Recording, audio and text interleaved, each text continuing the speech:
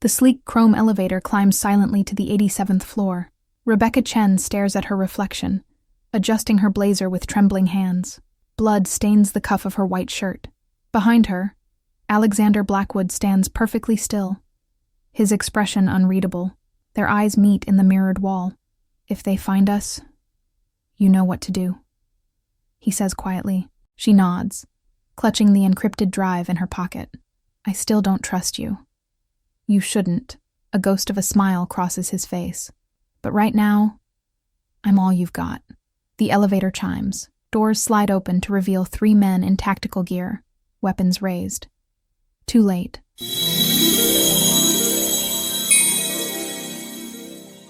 Rebecca Chen had mastered the art of invisibility long before she stepped through the intimidating glass doors of Blackwood Enterprises.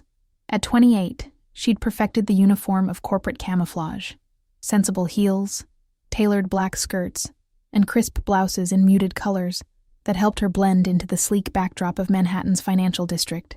From her cubicle outside Alexander Blackwood's corner office, she orchestrated his empire with quiet efficiency, scheduling his back-to-back meetings, deflecting unwanted calls, and anticipating his needs before he voiced them. 7 cups of black coffee precisely timed throughout the day. Documents arranged by priority, color-coded and annotated. His private jet fueled and waiting before he even decided to travel. What no one at Blackwood Enterprises knew was that Rebecca's seemingly instinctive organizational skills had been honed through years of desperate necessity. At 19, when their parents died in what officials called a tragic accident, Rebecca had become the sole guardian of her 14-year-old sister, May. While her college classmates partied, she juggled 3 jobs, stretching every dollar to keep them afloat and May in school. "You're wasting your potential," her former professor had told her when she dropped out of her graduate program. Perhaps, but potential didn't pay medical insurance or put food on the table. Survival came first, a lesson her immigrant parents had taught her well. Now, May was in her final year of medical school, and for the first time, Rebecca allowed herself to breathe. Her position at Blackwood paid well enough that she could finally start repaying her mountain of debt. If she kept her head down and continued to be indispensable, maybe one day she could afford to dream again. The quarterly executive meeting was running 15 minutes late, and Rebecca could feel Alexander Blackwood's impatience radiating through the closed door of the conference room. She checked her watch again, balancing the tray of precisely arranged refreshments with one hand while adjusting her earpiece with the other. "Ms. Chen." The cold voice of Philip Harrington, CFO and Alexander's right-hand man, made her stiffen. "I believe Mr. Blackwood requested the Wellington portfolio 10 minutes ago." Rebecca swallowed hard. "I've sent the files to the conference room server, Mr. Harrington. They should be accessible on all devices.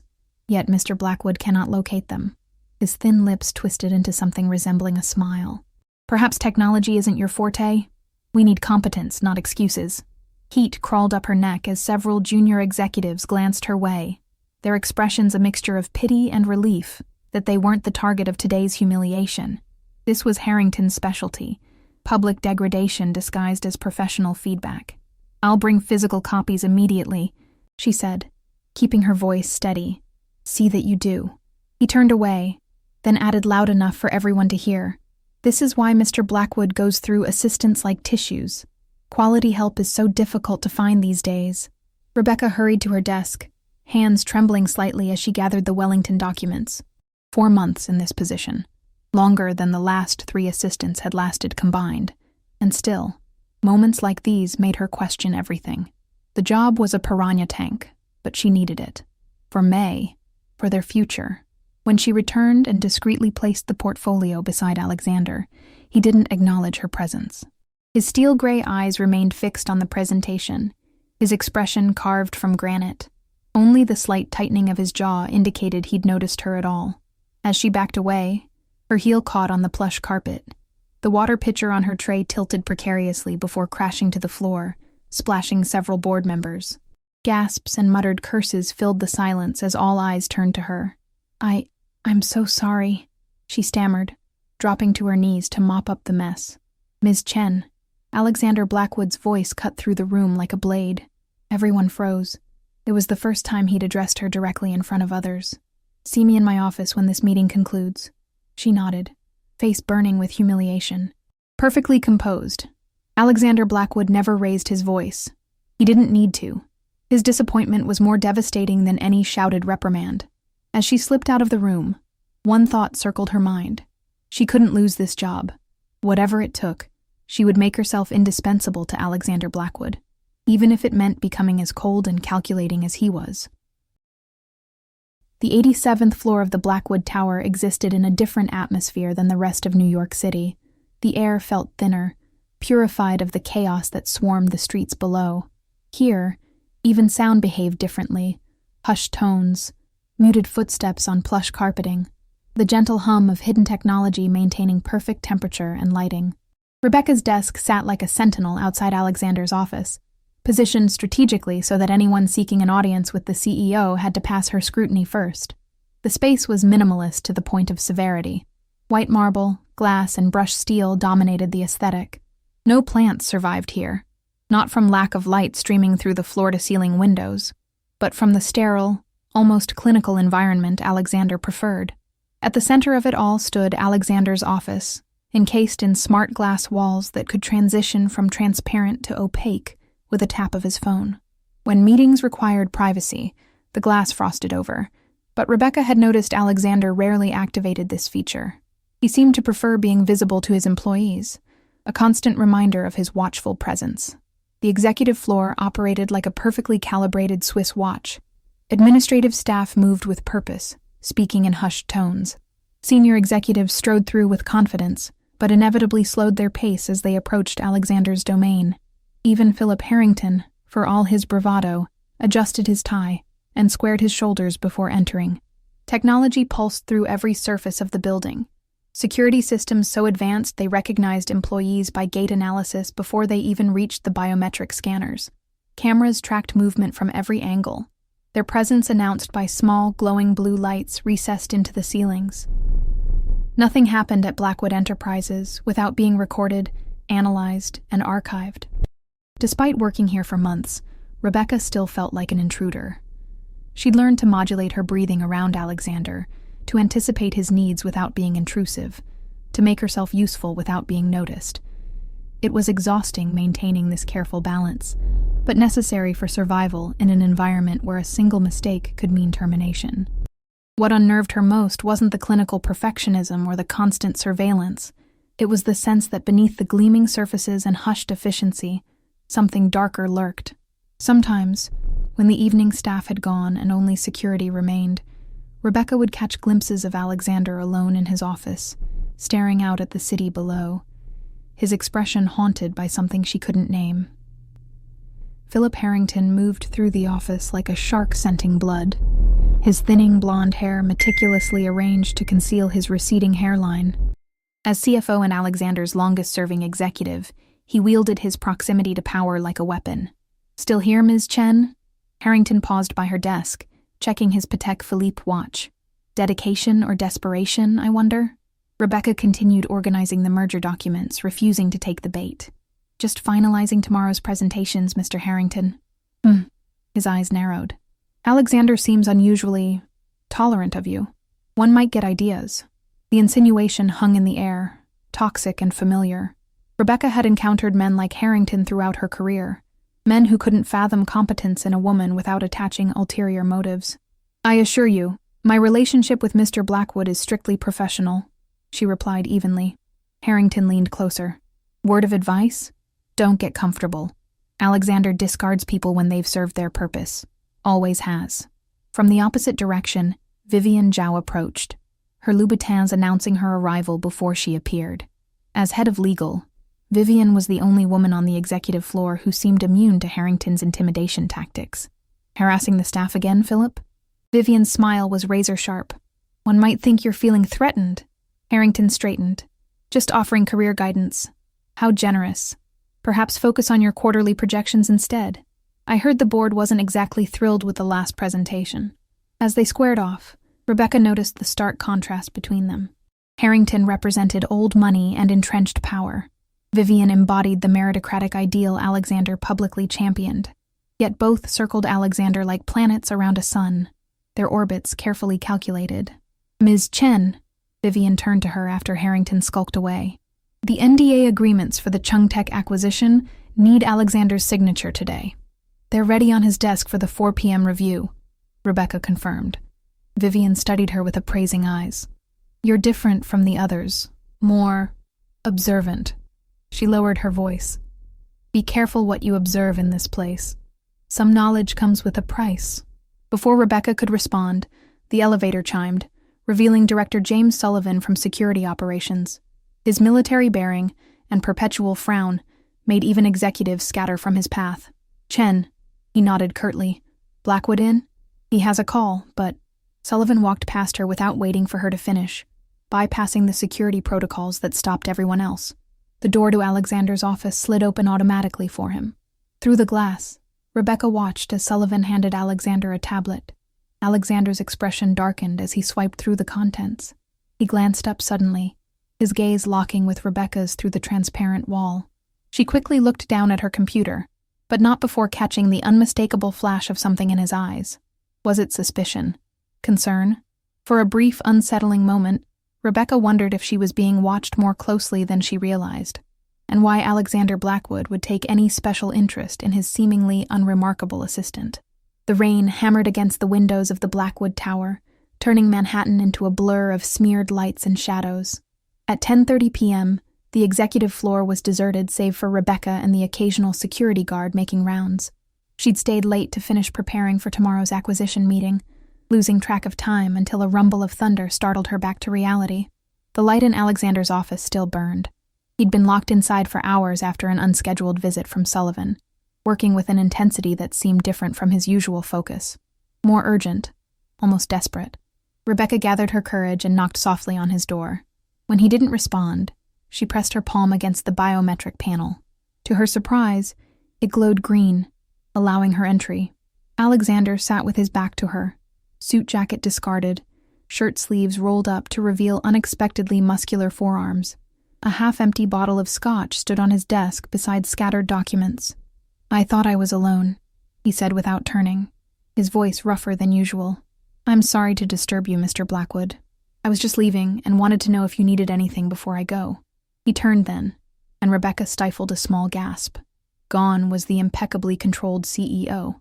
This Alexander Blackwood looked exhausted, with shadows under his eyes and a day's worth of stubble darkening his jaw.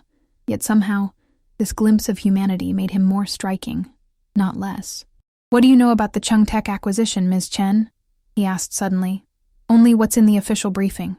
They're a promising security firm with proprietary encryption technology that would complement our defense contracts. He studied her face with unsettling intensity. And what do you think about it? The question caught her off guard. Alexander Blackwood had never asked for her opinion before. Their financial statements show inconsistencies in their R&D expenditures, and their founder has connections to military intelligence that aren't disclosed in the public filings. The observations had bothered her while organizing the documents, but it wasn't her place to question such things. Something shifted in his expression. Surprise, perhaps even approval. You noticed that. It wasn't a question. He gestured to the chair across from him. Sit. She perched on the edge of the seat, hyper-aware of crossing some invisible boundary. Alexander pushed a file toward her. What do you see? Rebecca carefully reviewed the document, conscious of his gaze on her. These security protocols are for external data transmission, but they have significant vulnerabilities. Anyone implementing this would essentially create a backdoor into their own system. Alexander leaned forward. Most of my senior analysts missed that. He refilled his glass, and after a moment's hesitation, poured a second one and pushed it toward her. Your resume doesn't mention cybersecurity expertise. My father taught computer science before. She stopped herself. Personal details didn't belong in this office. Before we came to America, I picked up some basics. Thunder crashed outside, and the lights flickered momentarily. In that brief darkness, Alexander's expression softened into something almost vulnerable. You're not what you appear to be, Rebecca Chen, he said quietly, using her first name for the first time. Neither are you, Mr. Blackwood. A rare, genuine smile transformed his face, creating fine lines around his eyes that spoke of a capacity for warmth she'd never imagined him possessing. Their fingers brushed as she accepted the drink, and an unexpected current passed between them. For a suspended moment, they weren't CEO and assistant, but simply a man and woman, alone in the storm-shrouded tower. Alexander broke the silence first. "It's late. My driver can take you home." "That's not necessary." "I insist." Something in his tone left no room for argument. "The storm is getting worse." In the private elevator down to the parking garage, Rebecca caught their reflection in the polished doors. They stood closer than professional boundaries should allow, neither acknowledging it. When the doors opened, his hand briefly touched the small of her back, a gesture so subtle it might have been imagined, yet it burned through the fabric of her blouse like a brand. "Good night, Rebecca," he said as she stepped into the waiting car. "Good night, Alexander," she replied, testing his name on her lips. His expression remained unreadable, but as the car pulled away, Rebecca couldn't shake the feeling that something fundamental had shifted between them, something exhilarating and dangerous in equal measure. 3 days after their late-night encounter, Rebecca found herself increasingly aware of Alexander's presence in ways that went beyond professional attention. She noticed details she'd previously overlooked: the faint scar along his right knuckles, how he unconsciously touched his left wrist when stressed, the way his accent occasionally slipped when he spoke quickly, revealing hints of something foreign beneath his polished American diction. More unsettling was his new awareness of her. His eyes followed her movements with an intensity that made her skin prickle. Twice he'd called her into his office for trivial matters that could have been handled by email. Once, she'd entered to find him studying her personnel file. "Your university transcripts are impressive," he remarked without preamble. "Double major in international relations and computer science. Near perfect GPA until your final year." Rebecca tensed. "My parents died that year." "Yes." Something flickered across his face. "A car accident in Virginia, if I recall." If he recalled, why would the CEO of Blackwood Enterprises remember the details of her parents' death? The information was in her file, certainly, but his phrasing suggested personal knowledge. Before she could question it, Sullivan appeared at the door with an urgent matter requiring Alexander's attention. As she turned to leave, Alexander called after her. "Rebecca, the annual charity gala is this Friday. I'll need you to attend." "Of course. I'll coordinate with the event team to ensure everything is arranged for your speech." "No." His eyes held hers. "I need you to attend with me. As my +1. The request, or command, left her momentarily speechless. Executives didn't bring their assistants as dates to high-profile events. "Is that appropriate?" she ventured carefully. "Philip will bring his third wife. Vivian will escort her senator husband. I'm simply bringing someone whose conversation I can tolerate for an evening." His tone was dismissive, but something in his gaze challenged her to refuse. Later that afternoon, a delivery arrived at her desk. A black garment bag from an exclusive boutique on Fifth Avenue. Inside was an elegant emerald gown that probably cost more than 3 months of her salary, along with a note in Alexander's precise handwriting. "The color suits your complexion. AB." How did he know what colors suited her? Rebecca had worn nothing but neutral tones since starting at Blackwood. That evening, as she researched the Chung acquisition further, her phone chimed with a text from May. "Why is someone watching our apartment building? Black SUV, tinted windows, parked across street for 2 days now." Rebecca's blood ran cold. She crossed to her window, peering down at the street below. A similar vehicle was parked half a block from her own apartment building. On instinct, she opened her laptop and checked her recent browsing history. Everything seemed normal, but when she ran a security scan, the program detected an unfamiliar process running in the background. Spyware, sophisticated and nearly undetectable. Someone was monitoring her computer activity. How long had they been watching? Had they seen her researching Alexander's background? Her casual search into his history had yielded strange gaps, periods where he seemed to vanish from public record entirely. Rebecca carefully shut down her laptop and reached for her burner phone, a paranoid habit her father had instilled in her that suddenly seemed prescient. She needed to warn May to be careful, to watch what she said on her regular phone. As she crafted her message, another text came through on her primary phone. This one from an unknown number. "The emerald will complement your eyes. See you tomorrow. A." Rebecca stared at the message, a chill running through her. She hadn't tried on the dress. No one had seen her with it. So how could Alexander know how it looked with her eyes? And more disturbingly, how had he gotten her personal number when she'd never given it to him? The Blackwood Foundation Gala transformed the Metropolitan Museum's Temple of Dender into a glittering showcase of wealth and influence. Rebecca felt paradoxically both visible and invisible in her emerald gown. Executives who'd barely acknowledged her existence now appraised her with new interest, while society photographers captured her image alongside Alexander, as if she'd always belonged in his world. "You clean up well, Chen," Vivian murmured, appearing beside her at the champagne fountain. "Though I wonder if you understand the game you're playing." "There's no game," Rebecca insisted. "I'm here in a professional capacity." Vivian's perfectly arched eyebrow conveyed eloquent disbelief. "Is that why he hasn't taken his eyes off you all evening? Or why his hand hasn't left the small of your back since you arrived?" She leaned closer. "Alexander doesn't do relationships. He does acquisitions. Remember that." Throughout the evening, Alexander introduced her not as his assistant, but simply as Rebecca Chen, his hand warm against her back, his body angled protectively toward hers. When the orchestra began playing, he led her to the dance floor without asking, his hand fitting perfectly against hers. "Everyone's watching us," Rebecca whispered as they moved in perfect synchronization. "Let them." His eyes, usually cold, held a warmth that made her breath catch. "You're the most interesting person in this room. You don't know me."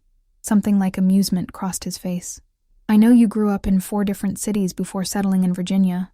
I know you can speak Mandarin, Cantonese, and enough Russian to order dinner. I know you sleep with a light on and check your windows twice before bed." The blood froze in her veins. "How could you possibly—" "The same way I know you've been researching me." His voice remained conversational, his smile in place for the watching crowd. "Did you find what you were looking for, Rebecca?" The music seemed to fade as panic rose in her throat. "I don't know what you mean." His hand tightened imperceptibly on her waist. "Don't insult both of us by lying. You're better than that." Before she could respond, the music ended. Alexander's expression shifted seamlessly back to his public mask as applause surrounded them. But as he escorted her from the floor, he whispered in her ear, "We have much to discuss, you and I. Later, privately." The threat, or promise, lingered between them for the remainder of the evening. Yet despite her fear, Rebecca couldn't ignore the electricity that sparked whenever he touched her, or the way her heart raced when he looked at her with that indecipherable intensity. Even knowing he might be dangerous, she found herself drawn to him in ways that transcended logic. How could she be developing feelings for a man who was clearly monitoring her? Who knew intimate details about her life that he had no right to know? Who might be connected to her parents' mysterious past? The answer came to her as they stood on the museum steps waiting for his car. Stockholm Syndrome was, after all, a documented psychological response to captivity, and Rebecca was beginning to suspect she'd been Alexander Blackwood's captive long before she ever stepped foot in his tower. The security footage played on Sullivan's tablet in silent black and white. Rebecca Chen stood at the filing cabinet in Alexander's office, quickly photographing documents with her phone. Her movements were practiced, methodical, not the actions of someone acting on impulse. "She accessed the Beijing files," Sullivan said flatly. "The ones you flagged." Alexander's expression remained neutral as he watched the footage. "When?" "Tuesday, after hours. She used your security credentials." "My credentials," Alexander repeated thoughtfully. "Interesting choice." Sullivan studied his employer with narrowed eyes. "You don't seem concerned." "Should I be?" "She's digging into Operation Nightshade, into your past, into her parents' involvement." Alexander's fingers tapped a precise rhythm on his desk, a tell Sullivan recognized from their shared history. Outwardly calm, inwardly calculating. "Have we identified the surveillance on her apartment?" Alexander asked. Sullivan nodded. "Not ours. Government plates, but operating outside official channels. CIA splinter group, most likely. Same ones who've been monitoring the Chen girl at medical school. Increase our security detail on both women. Discreetly. And Chen, how much does she know?" Alexander's gaze returned to the screen, where Rebecca efficiently replaced the files, leaving everything as she'd found it. "Not enough to be dangerous, yet." "To whom?" Sullivan pressed. "To the operation? Or to you personally?" Alexander's eyes hardened. "Careful, James. You brought her in deliberately, didn't you? Created this position for her. Maneuvered her into your orbit." Sullivan shook his head. "Tell me this isn't about making amends. It's about protecting an asset." "Bullshit. I've known you 20 years, Alex. This is different." Sullivan leaned forward. "You're compromised where she's concerned." A muscle twitched in Alexander's jaw. "Your concern is noted. The directive was clear. Monitor the Chen sisters, but maintain distance. If they started asking questions, I remember the directive. Alexander cut him off coldly. I wrote it. Sullivan stood. The old guard is circling. Harrington's been making calls to his contacts at Langley. If they realize you're emotionally involved with the daughter of Henry and Grace Chen, I'm not emotionally involved. Alexander's voice was steel. I'm responsible. That girl believes her parents died in a car accident. What happens when she learns the truth? What happens when she discovers your role in it? Alexander turned to the window, his reflection ghostly against the New York skyline. She won't. You can't protect her forever. Watch me. After Sullivan left, Alexander unlocked the bottom drawer of his desk and removed a worn photograph, a younger version of himself in military uniform, standing beside a Chinese-American couple. The man's arm slung casually over Alexander's shoulder, the woman's smile eerily similar to Rebecca's. On the back, faded handwriting, Alex, May's baptism. Family forever. Henry and Grace, 1995. He carefully returned the photo to its hiding place, unaware that Rebecca had discovered its twin just days earlier, hidden in her mother's old Chinese-English dictionary, the only possession of her parents she'd kept after the accident. The encrypted file had appeared in Rebecca's secure email that morning. Sender unknown, subject line empty. Something in her instincts warned her not to open it on her work computer. Instead, she transferred it to her personal laptop and accessed it from a coffee shop 3 blocks from Blackwood Tower. What she found inside stole the breath from her lungs. Surveillance photos of her parents from the 1990s, labeled Project Nightshade Civilian Assets. More disturbing were the recent photos. Rebecca collecting May from medical school, Rebecca entering her apartment building, Rebecca shopping for groceries, all taken within the past month. The final document was a partially redacted CIA memo concerning the termination of compromised assets, H. Chen and G. Chen, following unauthorized contact with Subject Black. Subject Black, the same code name she'd glimpsed in Alexander's classified files. Her phone buzzed with a text from an unknown number. They're watching. Trust no one at Blackwood. Information has a price. Interested? Rebecca's hands trembled as she considered her options. If Alexander was connected to her parents' deaths, if they had been murdered rather than killed in an accident, she needed to know. But dealing with an anonymous source could put both her and May in greater danger. Before she could decide, her work phone rang. Alexander's private line. Where are you? His voice was tight with an emotion she couldn't identify. Taking an early lunch, she answered carefully. Return to the office. Immediately. Use the service entrance and take the freight elevator to the executive floor. He paused. Don't stop for anyone. Don't speak to anyone. Why? What's happened? Harrington is dead. The world seemed to tilt on its axis. Dead? How? Car accident. Early this morning, Alexander's voice was clipped. At least that's the official story. The implication in those last words sent ice through her veins. And the unofficial story? Not over the phone. Hurry, Rebecca. As she gathered her belongings, a notification appeared on her laptop. The anonymous sender had added another file. Security camera footage showing Philip Harrington arguing heatedly with Alexander in the Blackwood parking garage the previous evening. Rebecca's moral compass spun wildly. Report the footage to the police? Confront Alexander? Flee while she still could? The choices before her all seemed to lead to devastating consequences. Her phone buzzed again with a final message from the unknown number. Choose quickly, Ms. Chen. Some secrets stay buried with their keepers. Others hunt down everyone connected to them. Blackwood knows what happened to your parents. Question is, do you want to know too? The Blackwood Tower stood eerily quiet at midnight. Most of the cleaning staff had finished their rounds. Security was transitioning shifts, and Rebecca found herself alone in Alexander's darkened office, heart pounding against her ribs as she accessed his private server. After Harrington's suspicious death and the cryptic messages from her anonymous source, she'd made her decision. Tonight, she would uncover the truth about Operation Nightshade, about her parents, about Alexander Blackwood's real identity, whatever the cost.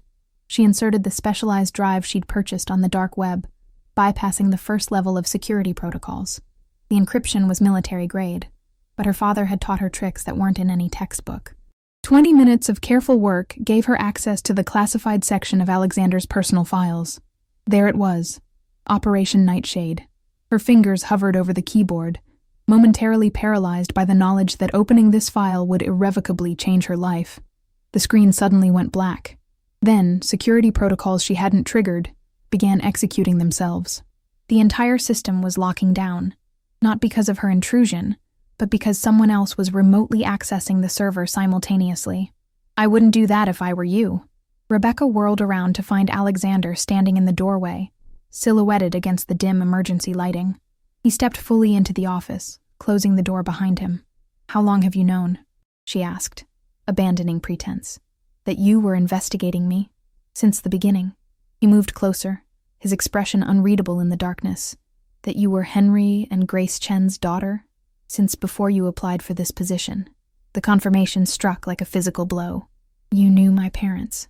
"Yes." "Did you kill them?" Pain flashed across his features. Genuine pain, not the calculated emotion of a practiced liar. "No, Rebecca. I tried to save them." Before she could process this, the computer behind her chimed, overriding protocols activating as someone continued their remote attack on the system. Alexander lunged forward, physically disconnecting the machine from the network. "We need to leave. Now." He grabbed her arm. "They've found us." "Who's found us?" "The people sending me the files." "What files?" Alarm sharpened his voice. Rebecca hesitated only a moment before withdrawing her phone, showing him the encrypted communications. Alexander's face drained of color as he read. "Sullivan," he muttered. "That treacherous bastard." A distant explosion rocked the building, the sound of shattering glass and alarms blaring from floors below. Alexander moved with practiced efficiency, retrieving a gun from a hidden compartment in his desk and checking the chamber. "They're coming for the servers, for the evidence." He locked eyes with her. "And for you." "Why me?" "I don't know anything. You know enough to be dangerous." Alexander pulled her toward a concealed door behind his bookcase.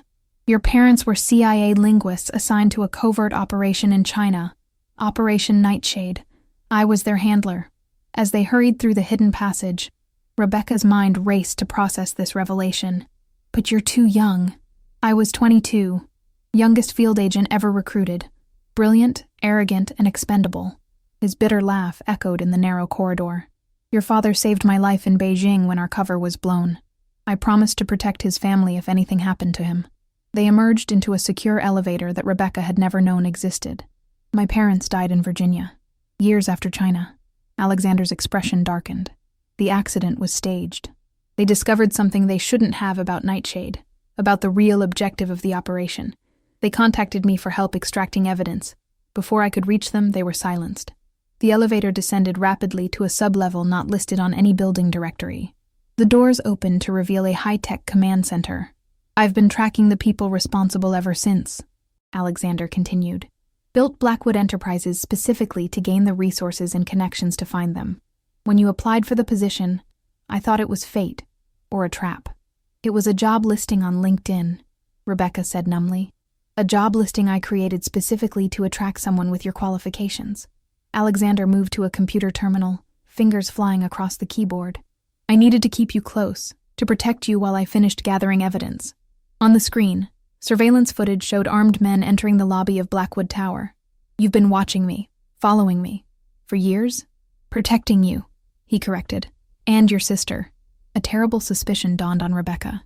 May's medical school scholarship. Anonymous donor. Yes. The violation of privacy, the years of manipulation. It should have horrified her. Instead, a different emotion surfaced as pieces fell into place. Her unexplained acceptance to prestigious schools despite financial constraints, the suspicious absences of the loan collectors who had harassed other struggling students, the convenient timing of the Blackwood job opening just as May entered her expensive final year of medical school. "You've been controlling our lives," she whispered. Alexander met her gaze unflinchingly. "I've been keeping you alive."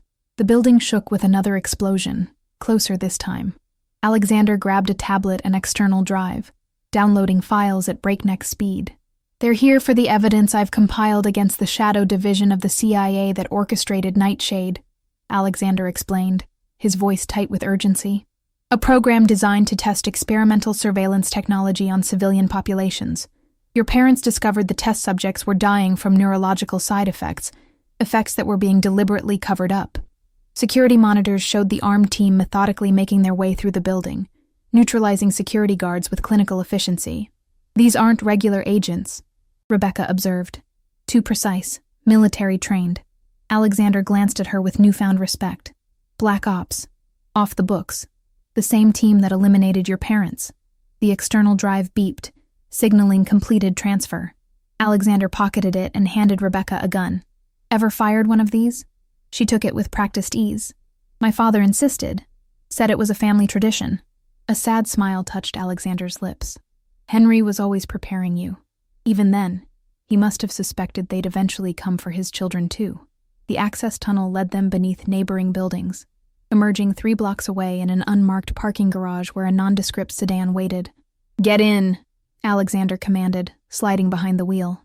Rebecca hesitated, the weight of betrayal and manipulation finally catching up to her. "How can I trust you? Everything, my job, our relationship, my entire life, has been orchestrated by you." "Not everything." His eyes met hers with unexpected vulnerability. "My feelings for you weren't part of the plan." "Your feelings?" She laughed bitterly. "Was seducing me part of your protection strategy too?" Pain flashed across his face. "Is that what you think happened between us?" "I don't know what to think anymore." Her voice broke as years of carefully maintained control finally shattered. "My parents were murdered. My life has been monitored and manipulated. The man I thought I was falling for turns out to be some kind of spy playing God with my existence. What am I supposed to think, Alexander? Or is that even your real name?" "Alexander James Blackwood, formerly Lieutenant Alexander Black, Special Activities Division." His knuckles whitened on the steering wheel. "Everything I've done, everything, was to keep you and May safe, while I gathered enough evidence to bring down the people who killed your parents. By lying to me? By treating me like some helpless pawn? By keeping you close enough to protect." His composure cracked, raw emotion bleeding through. "I watched them die, Rebecca. I heard your father's last words. Do you know what he said? Take care of my girls. His last thought was for you and May. I promised a dying man I would keep his daughters safe." Tears streamed down Rebecca's face. "So what was I to you really? An obligation? A responsibility? A job?" Alexander reached for her hand, but she pulled away. "You were never just a job." His voice dropped to a whisper. "You were the daughter of my closest friend. Then you were the brilliant young woman I watched struggle against impossible odds to raise her sister. Then you were my assistant, surprising me every day with your insights and determination. And somewhere along the way," he trailed off, vulnerability rendering him almost unrecognizable from the cold CEO she'd known. "Somewhere along the way, I crossed a line I never meant to cross. I started caring for you as more than just Henry's daughter, more than just someone I was bound to protect." His confession hung in the air between them. "But by then, I was too deep in the lie to find a way out." Rebecca wrapped her arms around herself, trembling with the emotional aftershocks of everything she'd learned. The parents she thought she knew were secret agents. The tragic accident that defined her life was an assassination. The man she'd begun to trust, perhaps even love, had been orchestrating her life from the shadows. "Take me to May," she finally said, her voice hollow. "If what you're saying is true, if these people killed our parents and are now coming after evidence you've gathered, then she's in danger too." Alexander nodded, starting the car. "I have a safe house prepared. Me should already be there." "You've contacted my sister?" Fresh alarm surged through her. "Sullivan has. He was my partner before he betrayed me. If he's working with them now..." Alexander's face hardened with determination and fear. "We need to hurry." The safe house was a modernist structure perched on a cliff overlooking the Hudson River, isolated and heavily secured. As they approached, Rebecca's phone buzzed with a message from May. "Where are you? Men came to my apartment, said they were friends of Dad's, didn't trust them, hiding at Jenna's." Relief washed through Rebecca. She's safe. She didn't go with Sullivan. Alexander's tension visibly eased. Smart girl, like her sister. Inside the house, Alexander moved directly to a hidden panel, revealing an advanced security system. He punched in a code, activating additional protocols. "This place has military-grade defenses. We'll be safe until I can arrange secure transport out of the country." "I'm not leaving the country," Rebecca protested. "My sister will join us once it's safe." Alexander began extracting equipment from various hiding places, communications devices, weapons, passports. "The evidence on this drive is enough to expose the entire Nightshade operation and the subsequent cover-up, but I need to get it to the right people." Rebecca watched him work, seeing him through new eyes. The controlled, cold executive was gone, replaced by a man of action, decisive and skilled. This, she realized, was the real Alexander, the covert operative who had worked alongside her father. "You said you were their handler," she said quietly. "But it was more than that, wasn't it? The photo I found." Alexander paused. "What photo?" "In my mother's dictionary. You, with my parents, at May's baptism." Her voice softened. "They called you family." The mask of efficiency slipped, revealing raw grief. "They were the closest thing to family I'd ever known. Your father recruited me when I was a broken kid with too many skills and no moral compass. He saw something in me worth saving. And my mother?" A genuine smile warmed his features. "Grace was the heart of our little team. Brilliant linguist, terrible cook. She used to force-feed us her experimental fusion dishes. Your father and I would secretly order takeout afterward."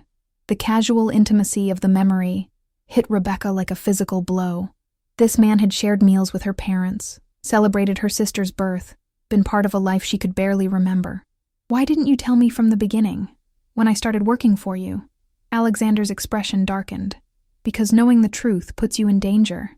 Because I wasn't sure if you'd applied for the job on your own, or if you'd been manipulated into it as a way to get to me.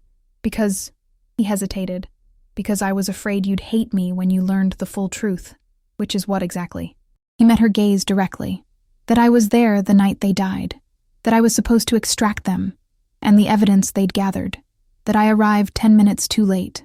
The revelation hung between them, altering the emotional landscape irrevocably. Not just a colleague with a secret past, but a man haunted by his failure to save her parents. A man who had dedicated his life to making amends." A security alert flashed on the monitors. Someone had triggered the perimeter sensors. "They found us faster than I expected," Alexander said grimly, checking his weapon. "How?" "We were careful." Alexander's expression hardened as understanding dawned. "The one thing I didn't account for, my need to keep you close, may have been our undoing." Rebecca's hand flew to her neck, to the elegant emerald pendant Alexander had given her the night of the gala. "Is this a tracker?" "No." He looked offended at the suggestion.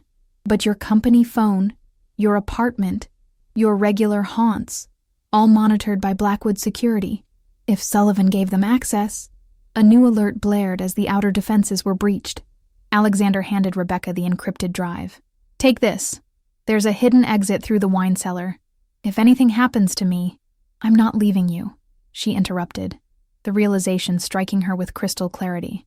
Despite the lies, despite the manipulation, this man had devoted his life to protecting her family, to avenging her parents. And somewhere amid the complexity of their entangled past, she had fallen for him, the real him, glimpsed in rare moments of vulnerability. Alexander cupped her face with unexpected tenderness. "Rebecca, listen to me. What matters isn't my survival. It's getting this evidence to Senator Marshall, the only person with enough power and integrity to ensure it sees the light of day." The security feeds showed armed figures approaching the house from multiple angles. Time was running out. "We'll go together," Rebecca insisted. "My parents died trying to expose this. I won't let their sacrifice, or yours, be for nothing." Something shifted in Alexander's eyes. Pride, resolve, and something deeper she couldn't name. He leaned forward, pressing his forehead against hers. "You are so much like them. Stubborn, brilliant, fearless." The moment was shattered by the sound of breaking glass somewhere in the house. Alexander pulled away, his expression transitioning back to tactical focus. "Change of plans," he said, moving to a concealed safe and removing a small metal case. "If we can't escape, we force a confrontation on our terms." "What do you mean?" He opened the case, revealing a satellite phone unlike any Rebecca had seen before. "Dead man's switch. If I don't enter a code every 24 hours, everything, all the evidence, all the names, gets transmitted automatically to every major news outlet and intelligence agency in the world." Understanding dawned on Rebecca. "You're going to negotiate. I'm going to end this," Alexander corrected, one way or another. As they prepared to face their pursuers, Rebecca realized the narrative of her life had fundamentally shifted. She wasn't just Rebecca Chen, struggling older sister and efficient executive assistant. She was the daughter of heroes who had died trying to expose a terrible truth. And the man beside her, complicated, secretive, morally ambiguous, was their avenger, her protector, and perhaps, if they survived what was coming, something more. The negotiation had gone catastrophically wrong. Rebecca sat alone in the sterile hospital waiting room. Blood, Alexander's blood, still crusting beneath her fingernails despite her attempts to scrub it away. The events of the past 24 hours played on endless loop in her mind. The confrontation at the safe house, Sullivan's unexpected arrival with backup, the shootout that followed, Alexander pushing her behind him as bullets flew, the horrible sound as one found its mark. The last thing he'd said before losing consciousness. The drive. Only Marshall. Trust no one else. The emergency surgery had been going for 6 hours now. No updates. The hospital corridor was conspicuously empty except for 2 federal agents stationed outside Alexander's operating room. Men whose hard eyes and military bearing marked them as something other than the FBI they claimed to be. Her phone had been confiscated. Her sister wasn't answering calls from the hospital line. The evidence drive was hidden in the one place they wouldn't think to look, sewn into the lining of her bra. But without Alexander's connections or resources, she had no idea how to reach Senator Marshall safely. A doctor in surgical scrubs approached, his expression carefully neutral. "Ms. Chen, Mr. Blackwood is out of surgery.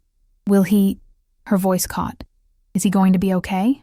The next 48 hours are critical. The bullet missed his heart but caused significant internal damage.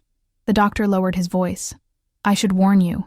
There are federal agents insisting on speaking with him as soon as he regains consciousness." "Something about national security."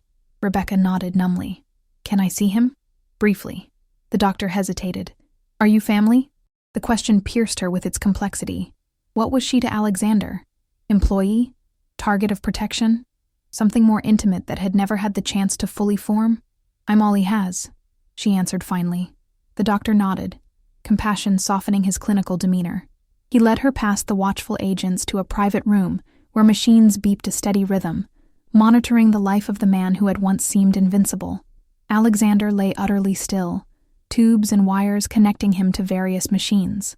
Pale, vulnerable, stripped of the power and control that had defined him in her eyes for so long. Rebecca approached cautiously, as if afraid he might disappear. "You have 5 minutes," the doctor said gently before leaving. When they were alone, Rebecca took Alexander's hand, surprised by how cold it felt. This man had orchestrated her life from the shadows, had lied to her repeatedly, had manipulated her into a position where he could watch over her. Yet he had also taken bullets meant for her, had dedicated his life to avenging her parents, had looked at her with an intensity that suggested she meant far more to him than mere obligation. "You don't get to die," she whispered fiercely. "Not before I decide whether to forgive you." His fingers remained limp in hers, his breathing shallow beneath the oxygen mask. She leaned closer, lips near his ear. "I'm going to finish what my parents started, what you continued. I'm going to find Marshall and make sure everyone responsible pays for what they did." Her voice broke. "But I need you to fight. I need you to come back. Because I have questions only you can answer and because—" She stopped, the realization too raw to voice even to his unconscious form. Somehow, despite everything, she had developed feelings for this complicated, damaged man who had been her shadow guardian for so long. A slight pressure against her palm, so faint she might have imagined it, was his only response. The door opened, and a nurse entered. "Ms. Chen, there's someone here to see you." Rebecca turned, expecting the agents, but instead found herself facing a middle-aged woman in an expensive suit, congressional pin gleaming on her lapel. "Senator Marshall," Rebecca breathed. Recognition immediate from the woman's frequent TV appearances. The senator's sharp eyes took in the scene, Alexander's unconscious form, the machines keeping him alive, Rebecca's disheveled appearance and tear-streaked face. "Ms. Chen, I received a coded message through channels established years ago." Her voice was low, careful. "Alexander indicated you have something for me." Relief washed through Rebecca. She hadn't known how she would find the senator. Instead, Marshall had found her, but caution quickly followed. "How do I know I can trust you?" A sad smile touched the senator's lips. "Because your father saved my brother's life in Beijing in 1995. Because I've been helping Alexander gather evidence against the Nightshade principles for the past decade." She moved closer to Alexander's bedside, genuine concern in her expression. "And because, like him, I made a promise to your parents that I intend to keep." Alexander awoke to pain and the disorienting effects of heavy medication. The hospital room came slowly into focus, as did the figure seated beside his bed. Not Rebecca, but James Sullivan, looking haggard and sporting a bloody bandage on his arm. "You look like hell," Alexander croaked, his throat raw from the breathing tube that had been removed hours earlier. "Took 2 bullets pulling your sorry ass out of that ambush." Sullivan leaned forward. "Where is she, Alex?" "Safe, I hope." Alexander's mind raced despite the drugs fogging his system. Sullivan's presence confirmed his worst fears. "Did they send you to finish the job?" A flash of hurt crossed Sullivan's face. "You think I'm working with them? After everything we've been through? You were feeding Rebecca classified intel, setting her up as a target. I was showing her enough to make her cautious, not enough to get her killed." Sullivan ran a hand over his face. "When I realized you were getting emotionally involved, I had to wake her up to the danger. You weren't thinking clearly." The explanation struck Alexander as plausible, the kind of gray area operation Sullivan had always favored. Still, trust was a luxury he couldn't afford. "The evidence? With her, I hope. Because they've got teams hunting her all over the city." Sullivan checked his watch. "Marshall pulled strings to have you transferred to a secure facility, but they're blocking it through bureaucratic channels. You've got maybe 6 hours before they find a way to get to you here." Alexander attempted to sit up, pain lancing through his chest. "I need to find Rebecca. You need to stay alive." Sullivan pushed him gently back down. "She's smarter than you give her credit for. She emptied your emergency accounts, disabled the tracker in her watch, and vanished." Pride surged through Alexander, followed immediately by fear. Rebecca was in the wind, alone, hunted by the same people who had killed her parents. Her sister, already in protective custody, courtesy of Marshall's people. Sullivan handed him a burner phone. "But there's a complication." Alexander scrolled through the messages on the device, cold dread settling in his stomach as he read the official communication. Blackwood Enterprises was being investigated for securities fraud, money laundering, and possible espionage.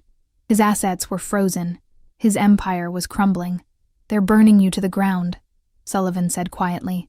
"By the time they're done, you'll have no resources, no credibility, nothing. They've tried before. Not like this." Sullivan lowered his voice further. Harrington was their inside man. When he couldn't get what they wanted, they eliminated him and activated their contingency plan. Every shell company, every offshore account, every political connection you've cultivated, they're systematically destroying all of it. Alexander processed this with clinical detachment. The empire he'd built over 2 decades was merely a tool, a means to an end. What mattered was completing his mission, exposing the truth about Nightshade, and protecting Henry's daughters. "There's more," Sullivan continued grimly. "The surgical resident who assisted with your operation? Dr. Liam Park?" Alexander tensed, recognizing the name immediately. May's boyfriend, whom Rebecca had mentioned during one of their late-night conversations. He was found dead in the hospital parking garage an hour ago, made to look like a mugging gone wrong. The implication was clear. They were targeting anyone connected to Rebecca or May, sending a message, tightening the noose. "I need to get out of here." Alexander began methodically disconnecting monitoring equipment, triggering alarms that Sullivan quickly silenced. "You'll tear your stitches. Bleed out before you make it to the elevator. I've survived worse. Not with a punctured lung and damaged heart, you haven't." Sullivan blocked his attempt to stand. "For once in your life, trust someone else to handle things. Marshall's people are watching May. My team is searching for Rebecca. You need to focus on staying alive long enough to testify." Alexander relented, not from agreement, but from the stark reality of his physical limitations. His body had betrayed him, leaving him vulnerable when Rebecca needed him most. "If they hurt her, I know." Sullivan's expression hardened with shared resolve. "We'll burn their whole operation to the ground. I promise you that." As Sullivan left to coordinate with Marshall's security team, Alexander stared at the ceiling, methodically plotting his next moves despite the pain and medication. The people hunting Rebecca were the same shadowy figures who had orchestrated from the highest levels of government an experimental program that had killed dozens of innocent civilians, who had murdered Henry and Grace to cover it up, who had now destroyed his carefully constructed safety net. They had taken everything from him once before, when he was young and reckless and had failed to protect his friends. They would not take Rebecca too. With grim determination, Alexander pressed the morphine button, allowing the drug to dull his pain while keeping his mind sharp enough to plan. They thought they had him cornered, powerless. But they had forgotten the most important thing about Alexander Blackwood. He was never more dangerous than when he had nothing left to lose. 3 weeks after Alexander's shooting, Rebecca sat in a dingy motel room on the outskirts of Baltimore, her appearance transformed. Gone was the sleek executive assistant with perfect posture and understated elegance. Her hair was now cropped short and dyed a nondescript brown, her designer clothes replaced by generic items purchased from discount stores. She'd lost weight, and shadows haunted her eyes, but appearances were deceiving. What Rebecca had lost in polish, she had gained in purpose. Spread across the bed were printouts, handwritten notes, and a laptop running specialized encryption software, tools of her new trade as she methodically pieced together the puzzle of Nightshade. The evidence drive had contained names, dates, partial records, breadcrumbs that she had followed with single-minded determination. Her phone, a burner, replaced weekly, buzzed with an encrypted message from Senator Marshall. Package secure, extraction complete. Relief washed through her. May was safely out of the country, beyond the reach of those who would use her as leverage. One less vulnerability to worry about. Rebecca returned to the documents before her. In the past weeks, she had become a ghost, using skills she hadn't known she possessed. Skills that perhaps had lain dormant in her DNA, inherited from parents whose true legacy she was only now beginning to understand. She had broken into secure databases, tracked financial transactions through shell companies, connected scattered data points into a coherent picture that revealed the true scope of Nightshade. Not merely an illegal surveillance program, but a testbed for experimental technology designed to influence cognitive functions, to literally control minds through specialized electromagnetic frequencies. Technology that had resulted in fatal neurological degeneration in test subjects. Technology that certain powerful interests still hoped to perfect and deploy. Her parents had discovered the truth while working as translators for the program. They had gathered evidence, reached out to Alexander for help, and paid with their lives. A soft knock at the door, the prearranged pattern, interrupted her thoughts. Rebecca drew the gun she now kept always within reach. Approaching the door cautiously, "Sparrow," came the whispered password. "Nightfall," she responded automatically, the countersign Alexander had established in their contingency protocols. She opened the door to admit Sullivan, who looked as transformed as she felt. Gone was the military bearing and stern professionalism. He moved like a hunted man, constantly scanning for threats. "Any word on Alexander?" she asked immediately. Sullivan's expression tightened. "He's alive. That's all I can confirm. Not good enough." Rebecca closed the door, securing the multiple locks she'd added. "I need to see him." "Impossible. They've moved him to a classified location under heavy guard, officially for his protection while he recovers. Unofficially, to keep him isolated, controlled." She nodded grimly. "While they dismantle everything he built." "They've been thorough," Sullivan agreed. "Frozen assets, revoked clearances, planted evidence of financial crimes. The Blackwood Empire is effectively dead." Rebecca absorbed this with surprising calm. The corporate world she had navigated so carefully seemed distant now, like a life lived by someone else.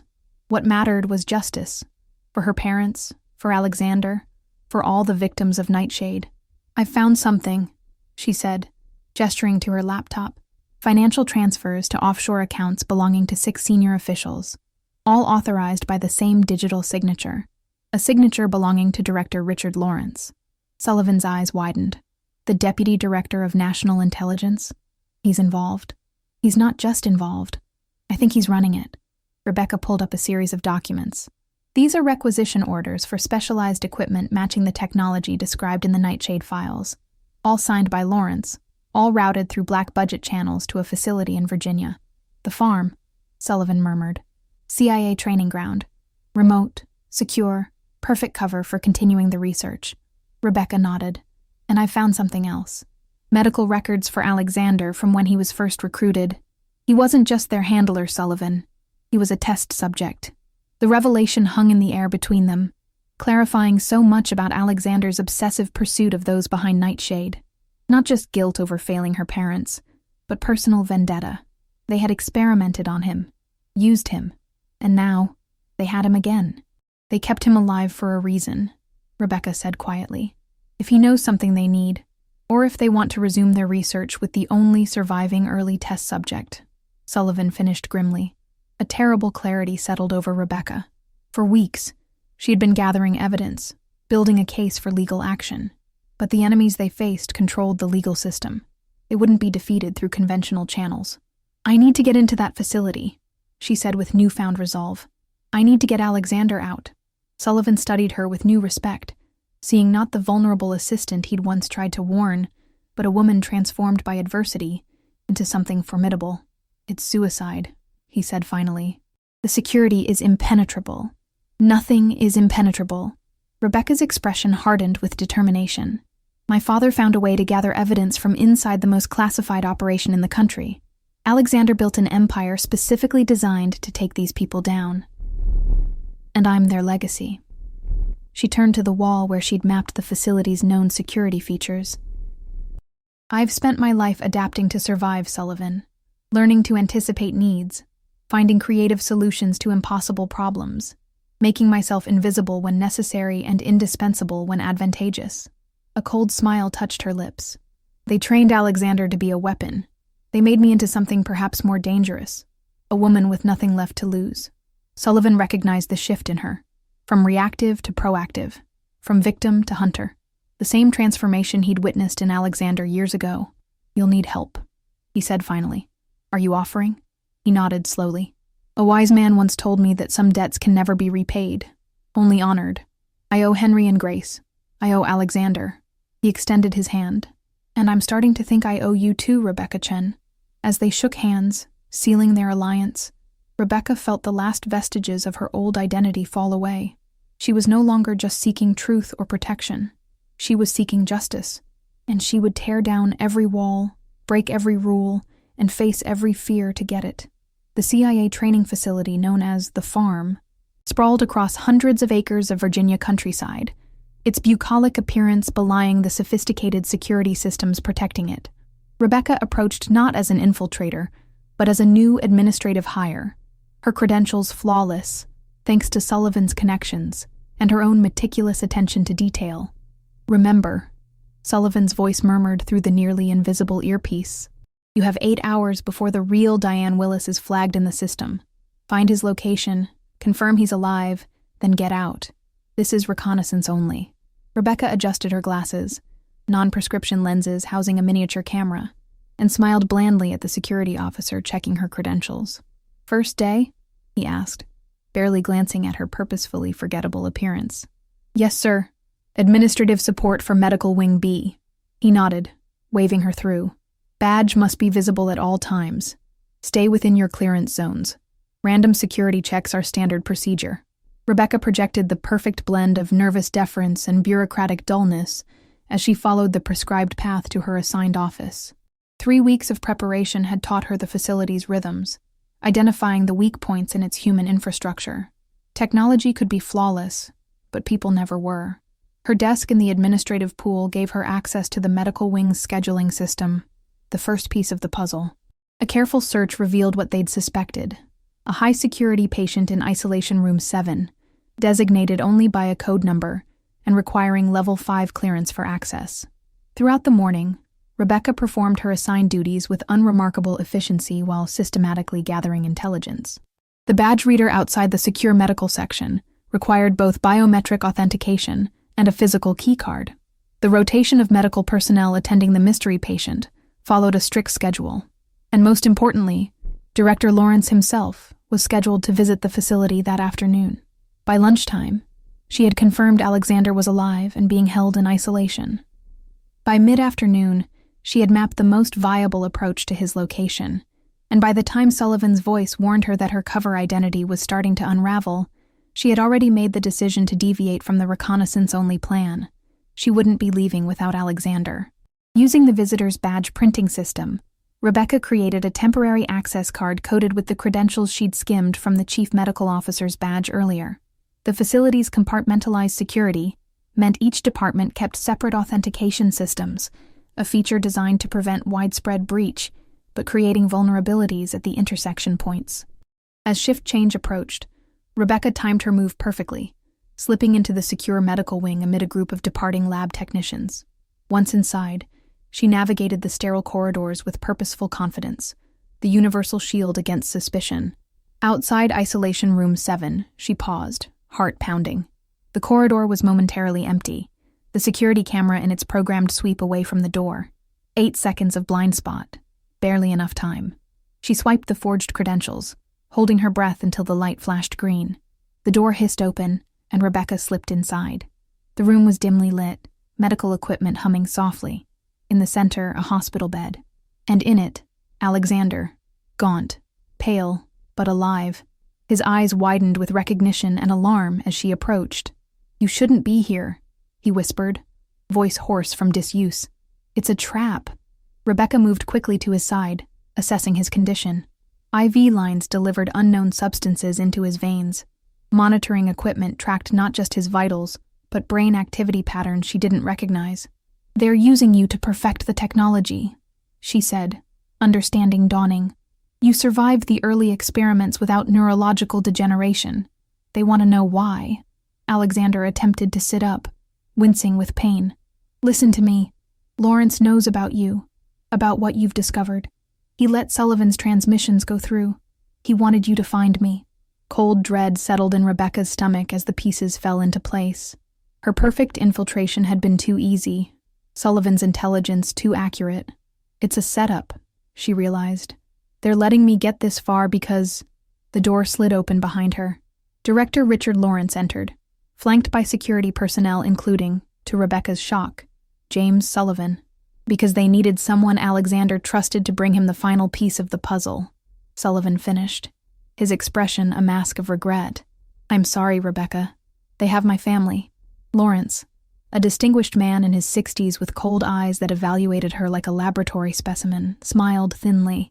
"Ms. Chen, your parents would be so proud of your detective work. Like them, you've proven remarkably persistent." Rebecca positioned herself between the newcomers and Alexander's bed, mind racing through dwindling options. "The evidence drive," Lawrence continued. "Where is it?"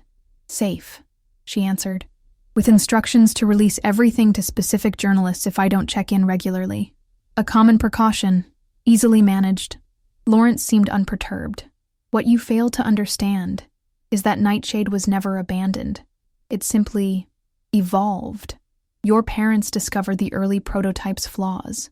We've spent 2 decades perfecting it." He gestured toward Alexander. Subject Zero here provided the breakthrough. His neural pathways adapted to the technology without degradation. Once we understand exactly how, the applications are limitless. "Mind control," Rebecca said flatly. "That's what this has always been about. Influence, Ms. Chen. Subtle, undetectable neural suggestion. Imagine the possibilities for national security." Lawrence's eyes gleamed with zealot's fervor. "No more terrorists. No more dissidents. Perfect alignment of public and governmental interests." Alexander struggled against his restraints.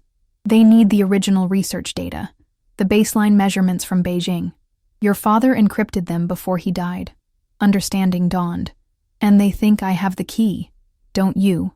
Lawrence raised an eyebrow. Henry Chen's brilliant daughter, raised on his stories and puzzles. If anyone could unlock his final safeguard, it would be you. Rebecca felt the weight of her parents' legacy pressing down on her.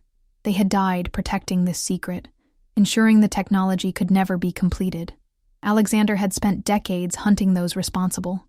And now, everything hinged on her, on whatever clue her father might have left for a daughter who hadn't yet known her parents were anything but ordinary linguists.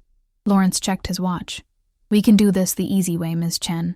Your cooperation in exchange for Alexander's life and your sister's continued safety.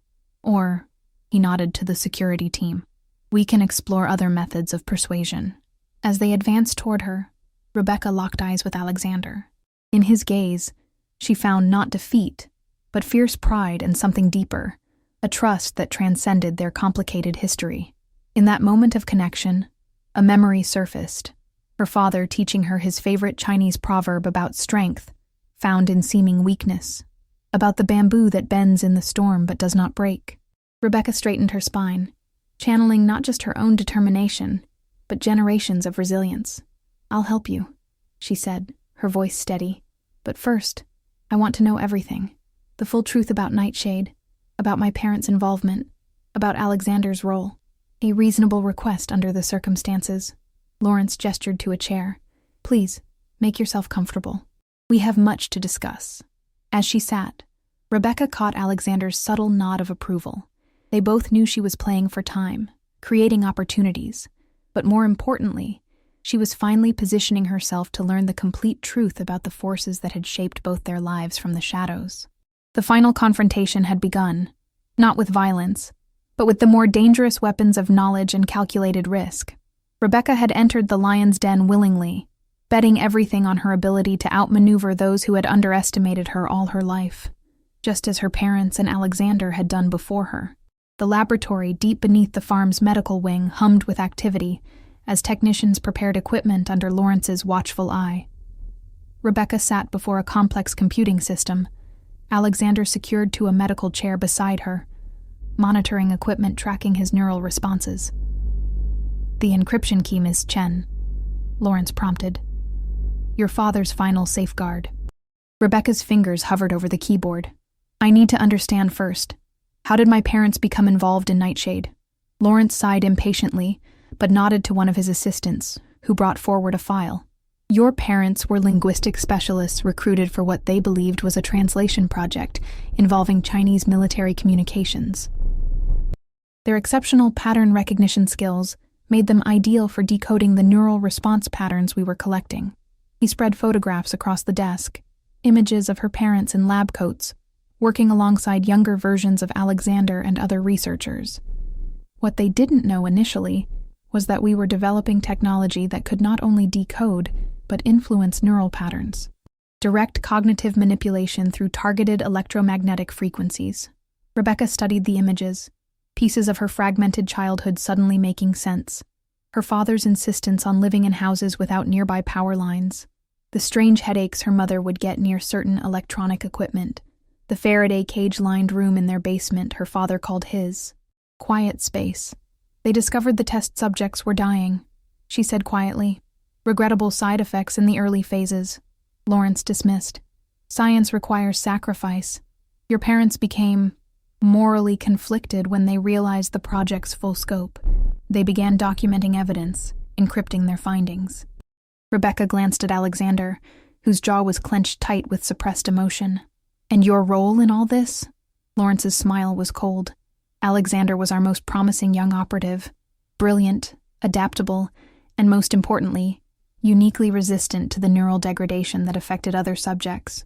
We needed to understand why. You experimented on him, Rebecca accused.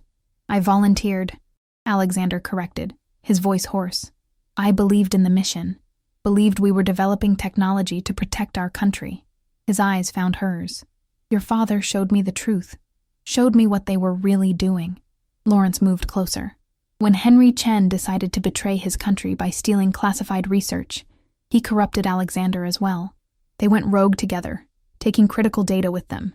My parents didn't betray their country. Rebecca's voice was steel. They tried to stop you from betraying everything this country stands for. Alexander nodded. The technology was never meant for defense.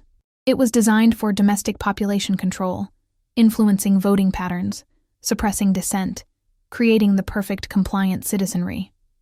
Such naivete, Lawrence sighed. We're facing unprecedented threats, Ms. Chen. Extremism, disinformation, social fragmentation. This technology offers the only viable solution, gentle guidance of the population toward stability and security. Rebecca's gaze fell to her father's handwriting on one of the documents, notes in a mixture of English and Chinese. Something in the pattern triggered a memory. Bedtime stories her father told about hidden treasures and secret codes. You said my father encrypted the critical baseline data, she said carefully. The original neural mappings from Beijing. Without those foundational measurements, we've been forced to recreate 20 years of research, Lawrence confirmed. Possible, but inefficient. Your father ensured only someone with his specific knowledge could access it. Rebecca studied Alexander, seeing the subtle tension in his body that suggested he was preparing for something. Whatever she did next needed to buy them time. I think I know how he encrypted it, she said finally. My father used to play coding games with me, teaching through stories. There was one about a treasure hidden where no one would think to look. In plain sight, protected by a riddle only a child would understand. Lawrence leaned forward eagerly. Go on. I'll need to see his original research notebooks. The personal ones, not just the official records. Sullivan stepped forward. We recovered these from their house after the accident. He placed a weathered journal before her. Henry carried this everywhere. Rebecca opened it with trembling hands. Inside were pages of notes in her father's distinctive handwriting, complex equations interspersed with seemingly random Chinese characters and English phrases. To anyone else it would appear disorganized and inconsistent. But to Rebecca, patterns emerged. The Chinese characters weren't random. They were components of proverbs her father had taught her, arranged in a sequence that only made sense if you knew the original sayings. And interspersed throughout were references to May's star and Grace's garden, family code words from her childhood. I can decode this, she said with convincing confidence. But I'll need access to the main research database to correlate these notes with the original data points. Lawrence hesitated, then nodded to a technician. Grant her access. Limited parameters only. As Rebecca began working, carefully entering sequences that appeared relevant while actually executing a different strategy altogether, she maintained a steady conversation to distract Lawrence and his team. When did you realize Alexander had turned against you? Lawrence's eyes narrowed. When he helped your parents disappear with the research. We found them eventually, of course.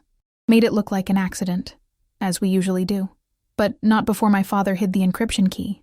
A setback, not a defeat. We've been rebuilding the research ever since. Rebecca nodded to Alexander.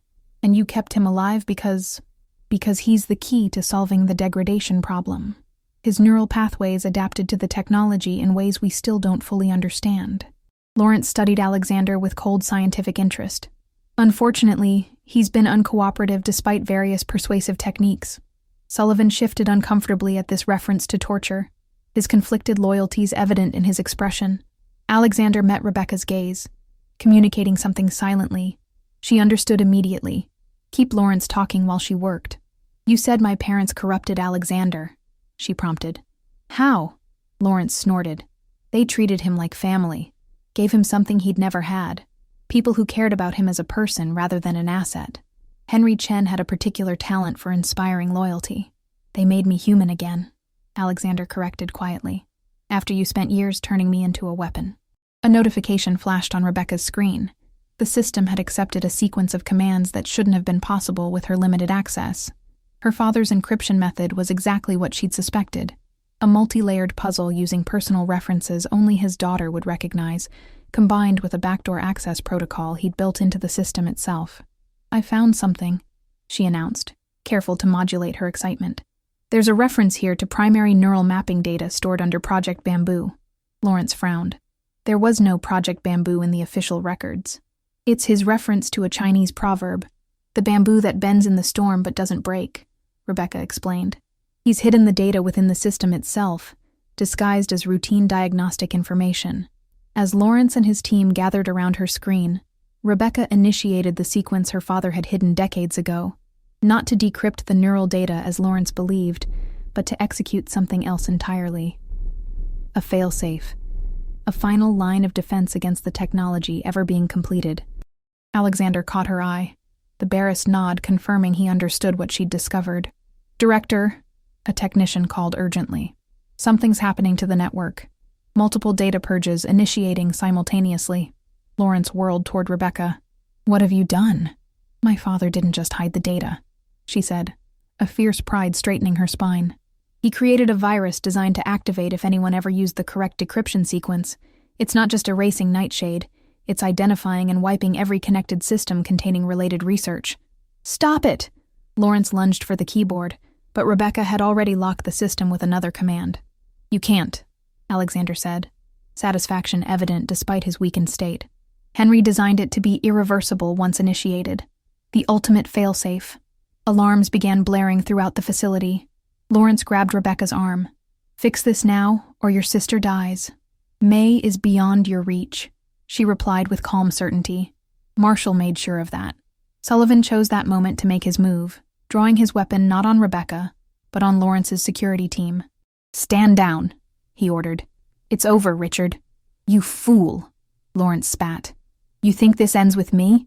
There are others who will continue the work. The technology is too valuable to abandon." "Perhaps," Alexander agreed, somehow managing to look commanding despite being strapped to a medical chair. "But they'll be starting from scratch, and we'll be watching." As security alarms continued wailing, and system after system shut down around them, Rebecca completed her father's final protocol. On screens throughout the lab, data wiped itself clean as decades of unethical research vanished irretrievably. In the chaos that followed, Sullivan holding Lawrence at gunpoint, security personnel hesitating without clear orders, technicians frantically trying to salvage data, Rebecca moved to Alexander's side, quickly freeing him from his restraints. "Your father would be proud," he murmured, leaning heavily against her as he stood. Both of them would. "We need to go," she urged, supporting his weight as they moved toward the exit. "Marshall's team should be here any minute." Lawrence watched them with cold fury. "This isn't over, Ms. Chen. People like me don't stay in custody long. Too many powerful friends, too many shared interests." Rebecca paused at the doorway, turning back to face the man responsible for so much suffering. "Maybe not, but we've ensured you'll never complete Nightshade. And now, the world will know what you've done." As if on cue, emergency doors burst open as Marshall's security team swarmed in, led by the senator herself. "Director Lawrence," Marshall announced with grim satisfaction, "you're wanted for questioning regarding illegal human experimentation, multiple counts of murder, and treason against the United States." As Lawrence was taken into custody, protesting his actions were sanctioned at the highest levels, Rebecca helped Alexander toward the exit. The nightmare that had shadowed both their lives for so long was finally ending. But as Alexander's arm tightened around her waist, she knew that something else entirely was just beginning. 3 days after the raid on the farm, Rebecca sat beside Alexander's hospital bed in the secure wing of Walter Reed Medical Center. Proper medical treatment had already improved his condition dramatically, though the doctors warned of a long recovery ahead. The physical wounds would heal. The psychological ones would take longer. Senator Marshall had just left after updating them on Lawrence's interrogation. The director was talking, naming allies throughout the government who had supported Nightshade. Arrests were happening quietly across multiple agencies. The evidence Rebecca had compiled, combined with Alexander's testimony, had created an airtight case too significant to bury. "What happens now?" Rebecca asked, finally voicing the question that had hung between them since their escape. Alexander's hand found hers, fingers intertwining.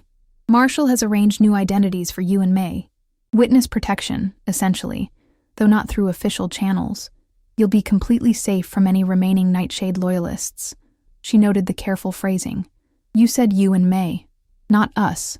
His eyes, clearer now than they'd been for days, held hers with painful intensity. "I have to testify, Rebecca. For months, possibly years. I can't disappear until justice is served completely. I could stay. Help with the case." "Absolutely not."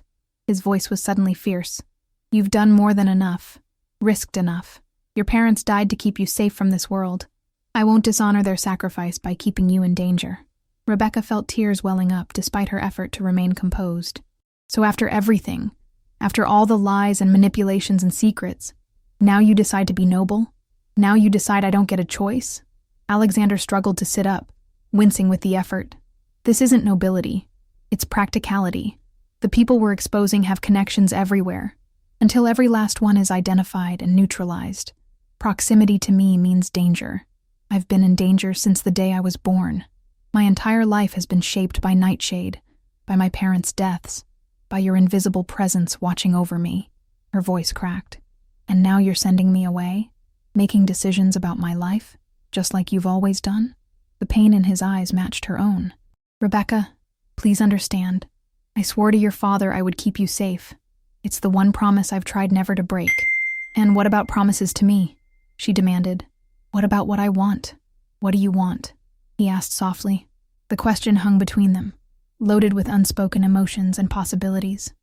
Rebecca looked at this complicated man who had been the shadow guardian of her life, who had dedicated decades to avenging her parents, who had taken bullets meant for her. The man she had somehow, against all reason and logic, fallen in love with. "I want the truth," she finally said. "All of it. No more secrets, no more half-truths. I want to know everything about you, about my parents, about the years you spent watching over me from a distance." Alexander hesitated, then nodded slowly. "You deserve that much, and more." For the next hours, as afternoon faded into evening, he told her everything. How he'd been recruited as a troubled teenager with exceptional aptitudes. How her father had become his mentor, teaching him there was more to life than being a perfect operative. How her mother had welcomed him into their home, giving him his first experience of family. He spoke of the horror he'd felt discovering Nightshade's true purpose, of helping her parents escape with the crucial research, of arriving too late to save them, of the guilt that had nearly destroyed him, and the vow that had rebuilt him, a promise to protect their daughters at any cost. "I watched you grow up from a distance," he admitted, "made sure you had opportunities despite your circumstances, kept dangerous people away from you and May, and then hired me as your assistant to keep me closer," Rebecca finished. "At first, yes." His voice softened, but something unexpected happened. "You weren't just Henry and Grace's daughter anymore. You were Rebecca, brilliant, resilient, extraordinary in your own right." His hand reached up to touch her cheek, thumb gently brushing away a tear she hadn't realized had fallen. "I never planned to care about you the way I do," he confessed. "It complicated everything, compromised my objectivity, put you in greater danger because I couldn't maintain proper distance." Rebecca leaned into his touch. "Did you ever consider that my parents might have wanted that? That maybe the best way to keep your promise wasn't to be a distant guardian, but to be part of our lives? I wasn't worthy of that," he whispered. "Not after failing them. That wasn't your decision to make." Her voice was gentle but firm. "And it's not your decision now either. I choose my own path forward, Alexander. With or without the facts. With or without your approval." His eyes searched hers. "And what path are you choosing?" Instead of answering with words, Rebecca leaned forward and kissed him. Softly at first, then with increasing certainty as his hand came up to cradle the back of her head. Years of unacknowledged tension, of danger and secrets and longing, dissolved in that connection. When they finally parted, both breathless, Alexander rested his forehead against hers. "I'm 20 years older than you," he murmured, "with a past full of violence and darkness. You deserve better." "I deserve to make my own choices," she corrected. "And I choose this, us, however complicated, however dangerous." Hope and fear battled in his expression. "The people still loyal to Lawrence will never stop hunting me, never stop trying to recreate Nightshade. Then we'll face them together." Her voice gained strength with conviction. "My parents didn't run from the fight. Neither will I." Alexander pulled back slightly, studying her with wonder and growing resolve.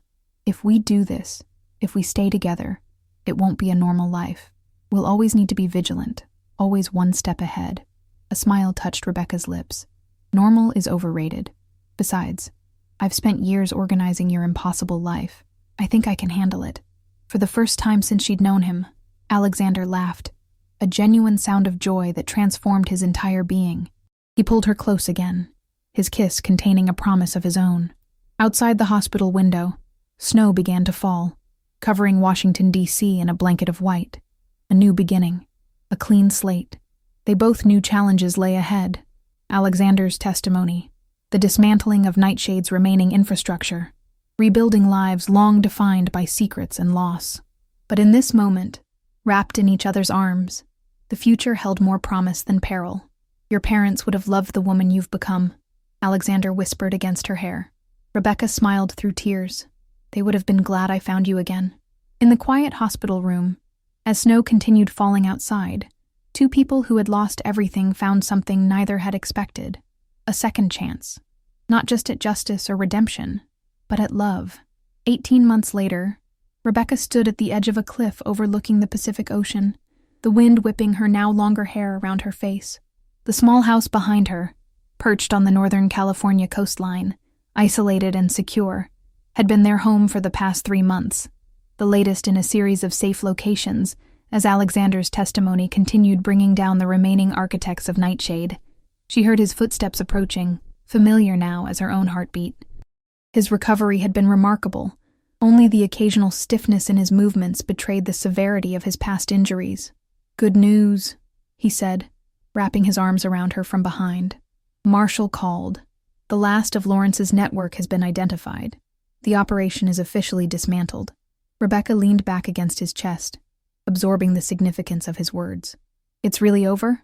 This chapter, at least." His voice held cautious optimism. "There will always be people seeking power through unethical means. But Nightshade itself is finished. Your parents' sacrifice wasn't in vain."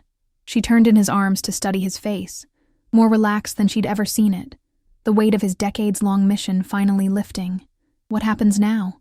"Now," Alexander said with a small smile, "we have choices. Real ones. For perhaps the first time.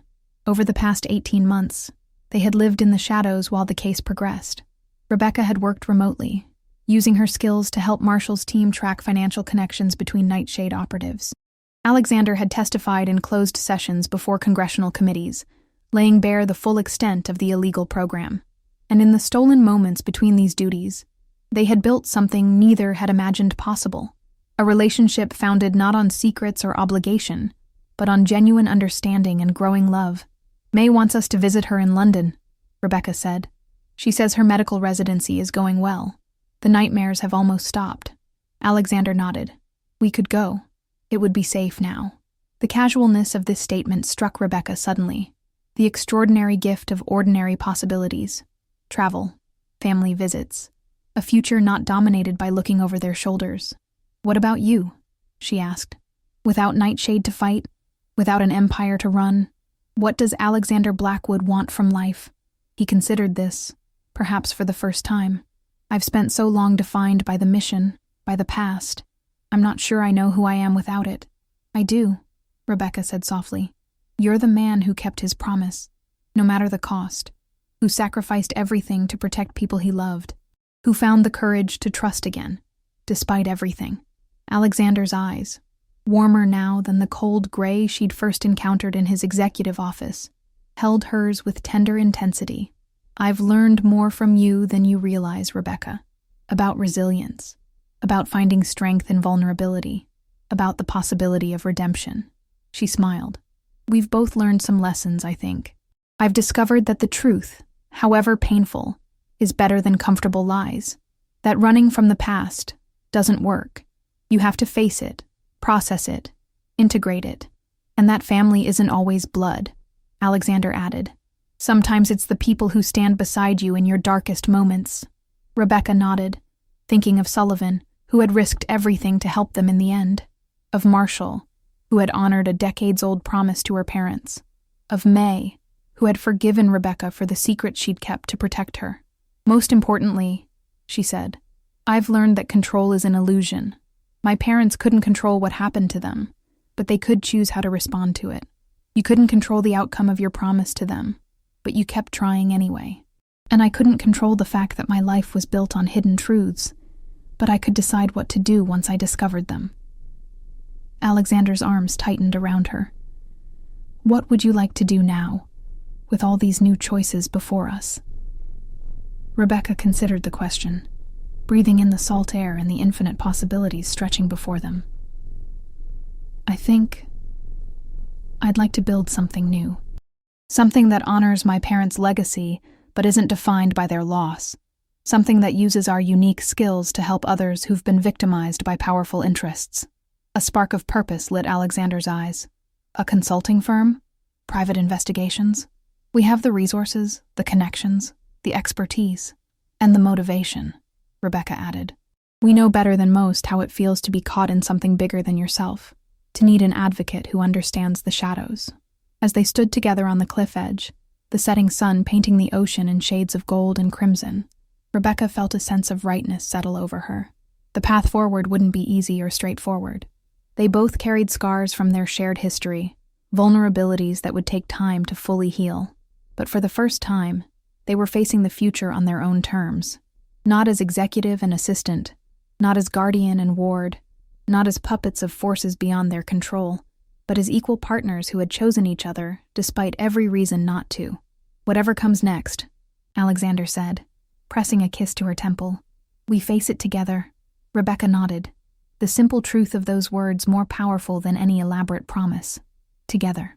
2 years to the day after the fall of Nightshade, Rebecca stood before her parents' graves for the first time since learning the truth about their lives and deaths.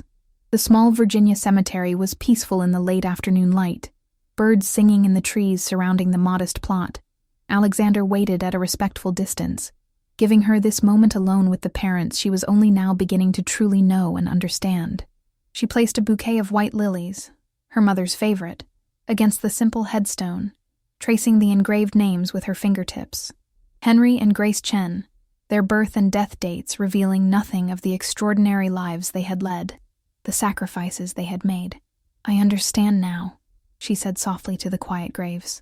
"Why you checked the windows twice before bed. Why Dad built that special room in the basement. Why Mom taught us to notice details others missed." The breeze stirred the leaves overhead, nature's gentle acknowledgement of her words. "You were preparing us all along, weren't you? Not just to survive, but to carry on your work if necessary." She smiled sadly. "I wish I'd known the truth while you were alive. I have so many questions only you could answer." From her pocket, Rebecca withdrew a small, worn photograph, the one Alexander had kept hidden for decades, showing her parents with their arms around a young Alexander, all three smiling with genuine happiness. She propped it against the headstone. "You would be proud of him," she continued. "He kept his promise to you, protected us, finished what you started." A tear slipped down her cheek. "And somewhere along the way, he became family, just as you once told him he was." She glanced back to where Alexander waited, his tall figure silhouetted against the setting sun. Their new life together was taking shape, a consulting firm specializing in helping victims of corporate and governmental abuses, using their unique skills and connections to fight shadows with light. May had joined them during her breaks from medical training, bringing her scientific expertise to their growing team. "We're okay now," Rebecca assured her parents.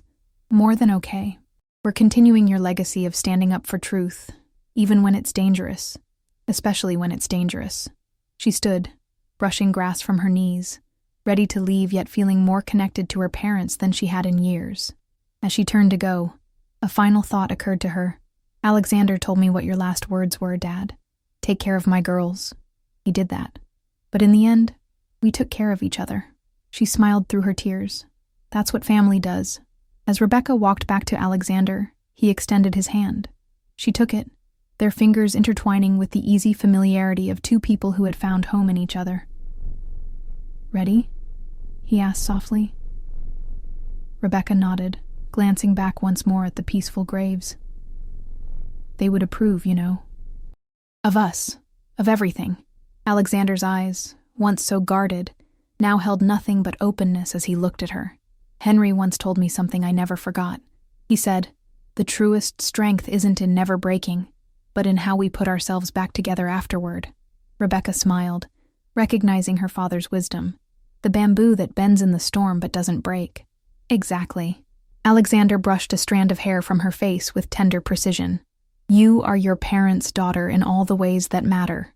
Their courage, their brilliance, their capacity for love despite knowing the darkest sides of humanity." As they walked hand in hand back to their car, the setting sun cast long shadows behind them, shadows that no longer represented secrets or danger, but simply marked their presence in the world. Two people who had found each other against impossible odds, who had transformed a legacy of loss into one of hope. "What's next on the agenda, Ms. Chen?" Alexander asked with the hint of a smile that had once been so rare, but now came more easily. Rebecca squeezed his hand, embracing both their past and their future in a single gesture. "Everything," she answered simply. "Everything is next." Behind them, the photograph on the grave caught the last rays of sunlight. 3 smiling faces from the past, seeming to approve of the present they could not live to see. A circle completed. A promise kept. A new beginning written from the ashes of secrets long buried. Not an ending, but a transformation, just like the bamboo that bends in the storm but emerges stronger, its roots more firmly anchored, reaching ever upward toward the light.